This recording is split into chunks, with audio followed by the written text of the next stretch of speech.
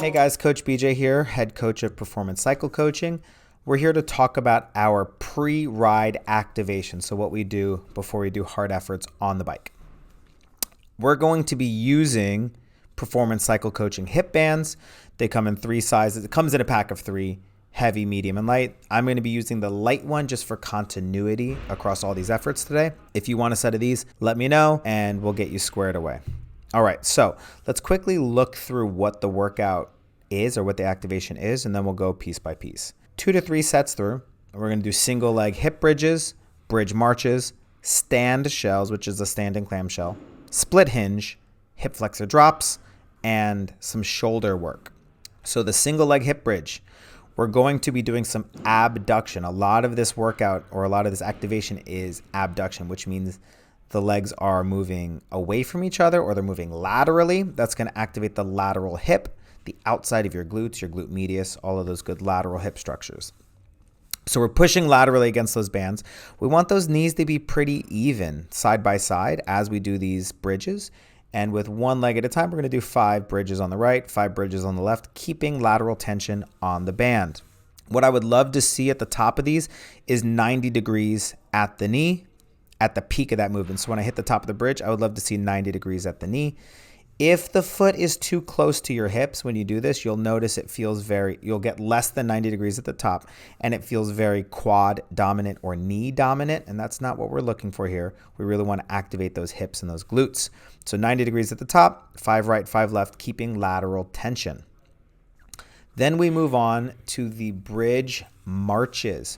We're going to hold that 90-degree position at the top, and we're going to march one leg at a time. So you're really going to have to resist rotation at the hip, which is also called anti-rotary stability. All the while having lateral pressure or lateral tension on that band. So abduction, that's our through line in all of these warm-ups. 5 times each side. So you're going to be marching for 10 steps total, 5 each side alternating. The stand shell, you do not have to have your foot on a bench, but I like to anchor the toe to a bench or a box. It just gives us a good reference point for some good, clean external rotation. So what we're doing on this band is it is abducting the leg while also getting some rotation in the hip. 5 on the right, 5 on the left. This is a clamshell but standing, so I call it a stand shell. The stand shell goes really nicely into our split hinge because you already have the band around the knees and you're already standing. So for the split hinge, sometimes we call this B stance or kickstand. So we're going to be hinging in a B stance or a kickstand or a split stance. The back toe should be not too far away, maybe even with the back of the heel. And what we want to see is there's a little bit of knee bending or flexing, but mostly it's hip action. The hip goes from wide open to closed up and flexed. So this is mainly a hip movement, a hip activating movement. This is important because we're very hip flexed on the bike, and that's where we produce power. So we want to warm up in that position. Lateral tension on the band, as always. Kickstand position, which is going to put 80% or more of your weight on the front leg. And we're going to hinge down 5 times on the right, 5 times on the left. I personally reach with the opposite hand of the foot that's forwards. That's just going to keep you nice and squared off.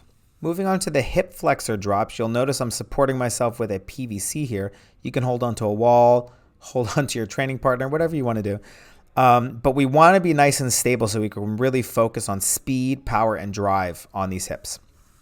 So what we're going to do here is I'm using the PCC light band. It should be plenty, maybe the medium band. The heavy band will be probably too much for this, for most people. So we're going to stand up nice and tall. We're going to latch onto that knee, pull it up as tall as you can, and we're going to drop it. The band is going to help accelerate that leg, but we're also going to stomp as fast as we can. So we stomp as fast as we can, as well as driving that knee back up as hard as we can 3 times in a row. We're going to load it, and we're going to go 1, 2, 3, as hard as you can. Latch onto it, and we do it a second time. So we're doing 2 sets of 3 each leg. We drop it 1, 2, 3, hold it, and we do it again. 1, 2, 3, switching sides. So 2 sets of 3 each side, each round. So if you do 2 rounds, every time you get to it, 2 sets of 3 each leg.